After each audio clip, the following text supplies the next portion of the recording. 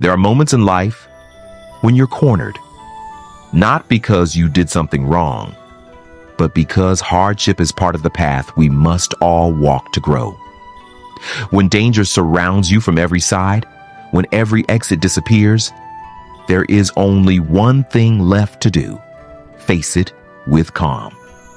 Because sometimes it is not strength, but stillness in despair that saves us from what seems impossible to survive.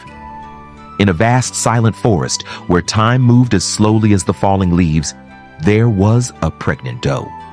She felt the sharp contractions ripple through her body. Her time had come, but the sky that day showed no mercy. Dark clouds gathered like an army, and thunder roared like the cries of angry spirits.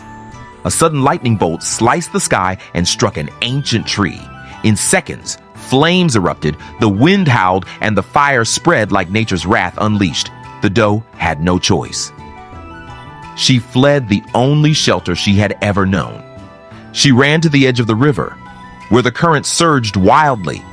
She bent down to drink, hoping for one last moment of peace in which to give birth. But as she looked at her reflection, she saw her own eyes, full of fear. Not only from the pain of labor, but because behind her, the forest blazed like hell on earth. And the danger didn't end there. A rustle in the bushes to her left made her ears twitch. She turned and saw a hunter silently aiming an arrow, bow drawn, finger ready. Her breath caught. She instinctively turned to flee. But on her right, hiding in the shadows, was a lion. Muscles tense, eyes burning with hunger, ready to pounce. Behind her, flames.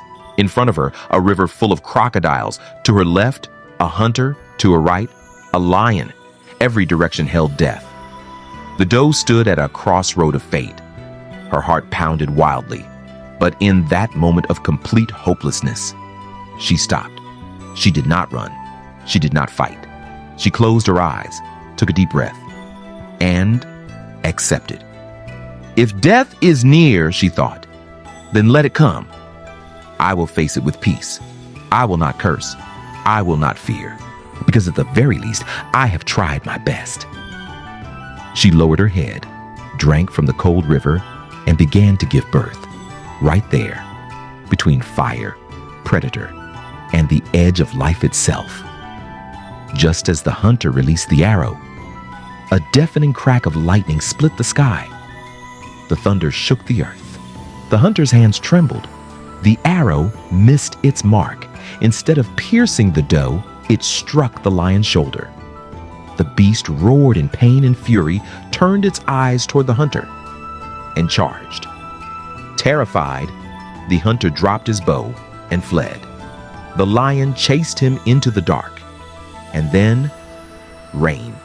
Heavy, merciful rain fell from the heavens, big, pounding drops that tamed the angry fire, soaked the scorched earth, and cooled the burning air.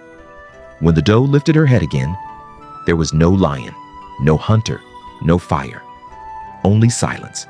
And beside her, a newborn fawn, trembling gently, but safe, alive. Life has moments like that. Moments that press us into corners with no escape, no helping hand, no time to decide.